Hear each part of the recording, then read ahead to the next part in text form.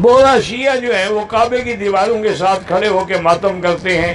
بہرحال چونکہ وہ شیعہ ہیں، ان کے نزدیک تو ماتم بھی عبادت ہے، حالانکہ اللہ کے نبی نے لعنت بھیجی ہے کہ من لبس السودا وضرب الاخدودا، جو کپڑے سیاہ پہنے اور چہرے پہ تھپڑ مارے، وہ شکل جیوبا، کپڑے پھاڑ ڈالے، سر پہ مٹی ڈالے، فرمایا لیس منا، اس کا میری سنت سے، میری جماعت سے کوئی تعلق نہیں۔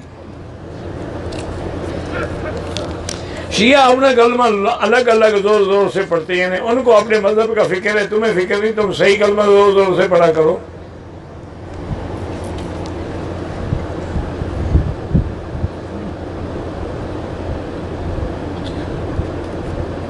بہرحال اگر شیعہ کافر ہے تو نکاح خود بخود ہی ختم ہو گیا، کیونکہ شیعہ کی کئی قسمیں ہیں نا بھئی۔ یہ انجینئر مرزا جہلمی جو ہے، مجھے نہیں پتا کون ہے، دفع کرو، چھوڑو، خام خواہ اس کو تم آپ اہمیت دے رہے ہو۔ ایسے لاکھوں لوگ پیدا ہوئے، کافر بھی تو ہے نا دنیا میں، یہودی ہیں، سکھ ہیں، ہندو ہیں، تو اور صحابہ کے دشمن ہوں گے تو کیا فرق پڑے گا؟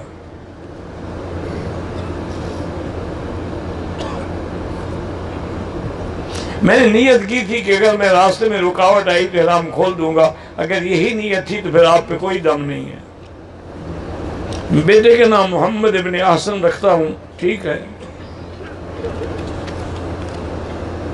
رمضان میں مغربی نماز کے بعد ابراہیم خلیل اللہ روڈ پہ راستہ بند کر دیتے ہیں، اگر اگلی صفیں نظر آ رہی ہیں تو نماز ہو جاتی ہے۔ مدینہ پاک جب جائیں نیت مسجد نبوی کر لیں، اسی میں حضور کی قبر مبارک بھی آگے، قبر مبارک مسجد نبوی کے اندر ہے۔